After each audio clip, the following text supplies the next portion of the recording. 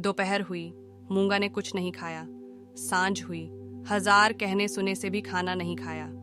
गांव के चौधरी ने बड़ी खुशामद की, यहाँ तक कि मुंशी जी ने हाथ तक जोड़े, पर देवी प्रसन्न न हुई। निदान मुंशी जी उठकर भीतर चले गए। वह कहते थे कि रूठने वाले को भूख आप ही मना लिया करती है। मूंगा ने यह रात भी बिना दाना पानी के काट दी। लालाजी और ललाइन ने आज फिर जाग जाग कर भोर किया। आज मूंगा की गरज और हंसी बहुत कम सुनाई पड़ती थी। घर वालों ने समझा, बला टली। सबेरा होते ही जो दरवाजा खोलकर देखा तो वह अचेत पड़ी थी। मुंह पर मक्खियां भिन भिना रही हैं और उसके प्राण पखेरु उड़ चुके हैं। वह इस दरवाजे पर मरने ही आई थी। जिसने उसके जीवन की जमा पूंजी हर ली थी, उसी को अपनी जान भी सौंप दी। अपने शरीर की मिट्टी तक उसको भेंट कर दी। धन से मनुष्य को कितना प्रेम होता है। धन अपनी जान से भी ज्यादा प्यारा होता है, विशेषकर बुढ़ापे में। आरण चुकाने के दिन ज्यों-ज्यों पास आते जाते हैं, त्यों-त्यों उसका ब्याज बढ़ता जाता है। यह कहना यहाँ व्यर्थ है कि गांव में इस घटना से कैसी हलचल मची और मुंशी राम सेवक कैसे अपमानित हुए। एक छोटे से गांव में ऐसी असाधारण घटना होने पर जितनी हलचल हो सकती, उससे अधिक ही हुई। मुंशी जी का अपमान जितना होना चाहिए था, उससे बाल बराबर भी कम न हुआ। उनका बचा खुचा पानी भी इस घटना से चला गया। अब गांव का चमार भी उनके हाथ का पानी पीने का, उन्हें छूने का रवादार न था। यदि किसी घर से कोई गाय खूंटे पर मर जाती है, तो वह आदमी महीनों द्वार द्वार भी मांगता फिरता है। न नाई उसकी हजामत बनावे, न कहार उसका पानी भरे, न कोई उसे छुए। यह गो हत्या का प्रायश्चित था। ब्रह्म हत्या का दंड तो इससे भी कड़ा है और इसमें अपमान भी बहुत है। मूंगा यह जानती थी और इसीलिए इस दरवाजे पर आकर मरी थी। वह जानती थी, मैं जीते जी तो कुछ नहीं कर सकती, मरकर उससे बहुत कुछ कर सकती हूँ। गोबर का उपला जब जलकर खाक हो जाता है, तब साधु संत उसे माथे पर चढ़ाते हैं। पत्थर का ढेला आग में जलाकर आग से अधिक तीखा और मारक होता है। मुंशी राम सेवक कानूनदान थे। कानून ने उन पर कोई दोष नहीं लगाया था। मूंगा किसी कानूनी दफा के अनुसार नहीं मरी थी। ताजीरात हिंद में उसका कोई उदाहरण नहीं मिलता था। इसलिए जो लोग उनसे प्रायश्चित करवाना चाहते थे, उनकी भारी भूल थी। कुछ हर्ज नहीं, कहार पानी न भरे न सही, वह पानी भर लेंगे। अपना काम आप करने में भला लाज ही क्या, बला से नाई बल न बनावेगा। हजामत बनाने का काम ही क्या है। दाढ़ी बहुत सुंदर वस्तु है। दाढ़ी मर्द की शोभा और सिंगार है, और जो फिर बालों से ऐसी घिन होगी तो एक एक आने में तो अस्तूरे मिलते हैं। धोबी कपड़े न धोएगा, इसकी भी कुछ परवाह नहीं। साबुन तो गली गली कौड़ियों के मोल आता है। एक बट्टी साबुन में दर्जनों कपड़े ऐसे साफ हो जाते हैं जैसे बगुले के पर। धोबी क्या खाकर ऐसा साफ कपड़ा धोएगा। पत्थर पर पटक पटकर कपड़ों का लत्ता निकाल लेता है। आप पहने, दूसरों को भाड़े पर पहनाए, भट्टी में चढ़ाए, रेह में भिगोए। कपड़ों की तो दुर्गति कर डालता है। झबी तो कुर्ते 2-3 साल से अधिक नहीं चलते। नहीं तो दादा हर 5वें बरस 2-3 अचकन और 2 कुर्ते बनवाया करते थे। मुंशी राम सेवक और उनकी स्त्री ने दिन भर तो यूं ही कहकर अपने मन को समझाया। सांझ होते ही उनकी तर्कनाएं शिथिल हो गईं। अब उनके मन पर भय ने चढ़ाई की। जैसे तैसे रात बीतती थी, भय भी बढ़ता जाता था। बाहर का दरवाजा भूल से खुला रह गया था, पर किसी की हिम्मत न पड़ती थी कि जाकर बंद तो कराए। निदान नागिन ने हाथ में दिया लिया, मुंशी जी ने कुल्हाड़ा, राम गुलाम ने गड़ासा। इस ढंग से तीनों आदमी चौंकते हिचकते दरवाजे पर आए। यहाँ मुंशी जी ने बहादुरी से काम लिया। उन्होंने निधड़क दरवाजे से बाहर निकलने की कोशिश की। कांपते हुए पर ऊंची आवाज में नागिन से बोले, तुम व्यर्थ डरती हो, वह क्या यहाँ बैठी है। पर उनकी प्यारी नागिन ने उन्हें अंदर खींच लिया और झुंझलाकर बोली, तुम्हारा यही लड़कपन तो अच्छा नहीं। ये दंगल जीतकर तीनों आदमी रसोई के कमरे में आए और खाना पकने लगा, परंतु मूंगा उनकी आंखों में घुसी हुई थी। अपनी परछाई को देखकर मूंगा का भय होता था। अंधेरे कोने में मूंगा बैठी मालूम होती थी। वही हड्डियों का ढांचा, वही बिखरे हुए बाल, वही पागलपन, वही डरावनी आंख। मूंगा का नक्शिख दिखाई देता था। इसी कोठरी में आटे दाल के कई मटके रखे हुए थे। वहां कुछ पुराने चिथड़े भी पड़े हुए थे। एक चूहे को भूख ने बेचैन किया। मटकों ने कभी अनाज की सूरत न देखी थी, पर सारे गांव में मशहूर था कि इस घर के चूहे गजब के डाकू हैं। तो वह उन दानों की खोज में, जो मटकों से कभी नहीं गिरे थे, रेंगता हुआ इस चिथड़े के नीचे आ निकला। कपड़े में खड़खड़ाहट हुई। फैले हुए चिथड़े मूंगा की पतली टांगे बन गईं। नागिन देखकर झिंझकी और चीख उठी। मुंशी जी बदहवास होकर दरवाजे की ओर लपके। राम गुलाम दौड़कर उनकी टांगे से लिपट गया। चूहा बाहर निकल आया। उसे देखकर इन लोगों के होश ठिकाने हुए। अब मुंशी जी साहस करके मटके की ओर चले। नागिन ने कहा, रहने भी दो, देख ली तुम्हारी मर्दानगी। मुंशी जी अपनी प्रिया नागिन के इस अनादर पर बहुत बिगड़े। क्या तुम समझती हो मैं डर गया? भला डर की क्या बात थी? मुंह का मर गई। क्या वह बैठी है? मैं कल नहीं दरवाजे के बाहर निकल गया था। तुम रोकती रही, मैं न माना। मुंशी जी की इस दलील ने नागिन को निरुत्तर कर दिया। कल दरवाजे के बाहर निकल जाना या निकलने की कोशिश करना साधारण काम न था।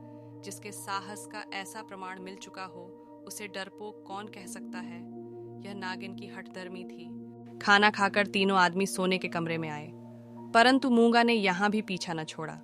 बातें करते थे, दिल को बहलाते थे। नागिन ने राजा हरदौल और रानी सारंधा की कहानियां कहीं।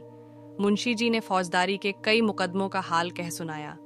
परंतु तो भी इन उपायों से भी मूंगा की मूर्ति उनकी आंखों के सामने से न हटती थी। जरा खटखटाहट होती तब तीनों चौंक पड़ते। उधर पत्तियों में सनसनाहट हुई कि इधर तीनों के रोंगटे खड़े हो गए। रह कर एक धीमी आवाज धरती के भीतर से उनके कानों में आती थी, तेरा लहू पीऊंगी।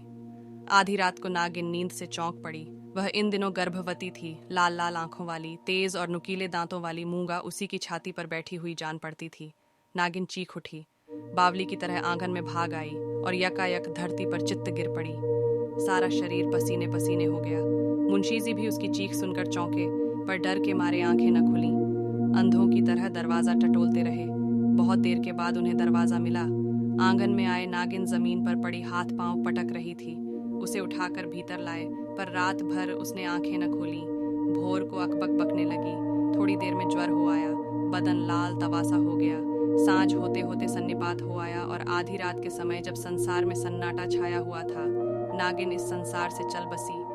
मूंगा के डर ने उसकी जान ली। जब तक मूंगा जीती रही वह नागिन की फुफकार से सदा डरती रही।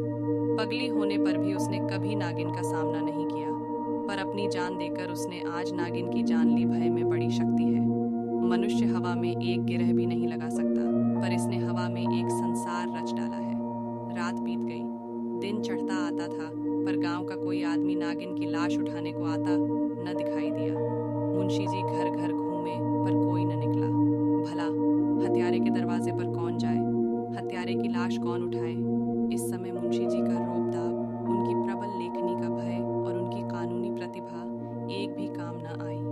चारों ओर से हारकर मुंशी जी फिर अपने घर आए। यहाँ उन्हें अंधकार ही अंधकार दिखता था। दरवाजे तक तो आए, पर भीतर पैर नहीं रखा जाता था। न बाहर ही खड़े रह सकते थे।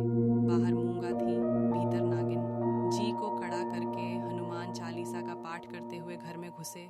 उस समय उनके मन पर जो बीतती थी वही जानते थे। उनका अनुमान करना कठिन है। घर में लाश पड़ी हुई, न कोई आगे न पीछे। दूसरा ब्याह तो हो सकता था। अभी इसी फागुन में तो 50 वाह लगा है, पर ऐसी सुयोग्य और मीठी बोली वाली स्त्री कहाँ मिलेगी? अफसोस, अब तगादा करने वालों से बहस कौन करेगा? कौन उन्हें निरुत्तर करेगा? लेन देन का हिसाब किताब कौन इतनी खूबी से करेगा? किसकी खट्टी आवाज तीर की तरह तगादेदारों की छाती में चुभेगी? ये नुकसान अब पूरा नहीं हो सकता। दूसरे दिन मुंशी जी लाश को एक ठेले गाड़ी पर लाद कर गंगा जी की तरफ चले। शव के साथ जाने वालों की संख्या कुछ भी न थी। एक स्वयं मुंशी जी, दूसरे उनके पुत्र रत्न राम गुलाम जी। इस बेइज्जती से मूंगा की लाश भी नहीं उठी थी। मूंगा ने नागिन की जान लेकर भी मुंशी जी का पिंड न छोड़ा। उनके मन में हर घड़ी मूंगा की मूर्ति विराजमान रहती थी। कहीं रहते उनका ध्यान इसी ओर रहा करता था। यदि दिल बहलाव का कोई उपाय होता तो शायद वह इतने बेचैन न होते, पर गांव का एक पुतली भी उनके दरवाजे की ओर न झांकता था। बेचारे अपने हाथों पानी भरते, आप ही बर्तन धोते। सोच और क्रोध, चिंता और भय, इतने शत्रुओं के सामने एक दिमाग कब तक ठहर सकता? विशेषकर वह दिमाग जो रोज रोज कानून की बहसों में खर्च हो जाता था। अकेले कैदी की तरह उनके 10-12 दिन तो ज्यों-त्यों कर कटे। 14वें दिन मुंशी जी ने कपड़े बदले और बोरियां बस्ता लिए हुए कचहरी चले। आज उनका चेहरा कुछ खिला हुआ था। जाते ही मेरे मुवक्किल मुझे घेर लेंगे, मेरी मातम पुरसी करेंगे। मैं आंसुओं की 2-4 बूंदें गिरा दूंगा। फिर बैनामों, रेहनामों और सुलहनामों की भरमार हो जाएगी। मुट्ठी गर्म होगी। शाम को जरा नशे पानी का रंग जम जाएगा, जिसके छूट जाने से जी और भी उचाट हो रहा था। इन्हीं विचारों में मग्न मुंशी जी कचहरी पहुंचे। सकता, विशेषकर वह दिमाग जो रोज रोज कानून की बहसों में खर्च हो जाता था।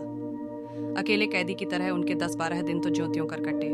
14वें दिन मुंशी जी ने कपड़े बदले और बोरिया बस्ता लिए हुए कचहरी चले। आज उनका चेहरा कुछ खिला हुआ था। जाते ही मेरे मुवक्किल मुझे घेर लेंगे, मेरी मातम पुरसी करेंगे। मैं आंसुओं की 2-4 बूंदें गिरा दूंगा, फिर बैनामों, रेहनामों और सुलहनामों की भरमार हो जाएगी। मुट्ठी गर्म होगी। शाम को जरा नशे पानी का रंग जम जाएगा, जिसके छूट जाने से जी और भी उचाट हो रहा था। इन्हीं विचारों में मग्न मुंशी जी कचहरी पहुंचे, पर वहां रेहनामों की भरमार और बैनामों की बाढ़ और मुवक्किलों की चहल पहल के बदले निराशा की रेतीली भूमि नजर आई। बस्ता खोले घंटों बैठे रहे, पर कोई नजदीक भी न आया।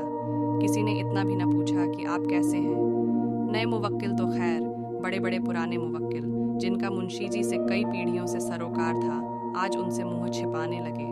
वह नालायक और अनाड़ी रमजान, जिसकी मुंशी जी हंसी उड़ाते थे और जिसे शुद्ध लिखना भी न आता था, गोपियों में कन्हैया बना हुआ था। वाह रे भाग्य! मुवक्किल यों मुंह फेरे चले जाते हैं, मानो कभी की जान पहचान ही नहीं। दिन भर कचहरी की खाक छानने के बाद मुंशी जी अपने घर चले।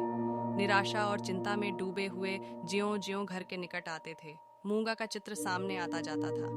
यहाँ तक कि जब घर का द्वार खोला और 2 कुत्ते, जिन्हें राम गुलाम ने बंद कर रखा था, झटपट बाहर निकले तो मुंशी जी के होश उड़ गए। एक चीख मारकर जमीन पर गिर पड़े। मनुष्य के मन और मस्तिष्क पर भय का जितना प्रभाव होता है, उतना और किसी शक्ति का नहीं। प्रेम, चिंता, निराशा, हानि, यह सब मन को अवश्य दुखित करते हैं। यह हवा के हल्के झोंके हैं और भय प्रचंड आंधी है। मुंशी जी पर इसके बाद क्या बीती मालूम नहीं। कई दिन तक लोगों ने उन्हें कचहरी जाते और वहां से मुरझाए हुए लौटते देखा। कचहरी जाना उनका कर्तव्य था, और यद्यपि वहां मुवक्किलों का अकाल था, तो भी तगादे वालों से गला छुड़ाने और उनको भरोसा दिलाने के लिए अब यही एक लटका रह गया था। इसके बाद वह कई महीने तक दीख न पड़े।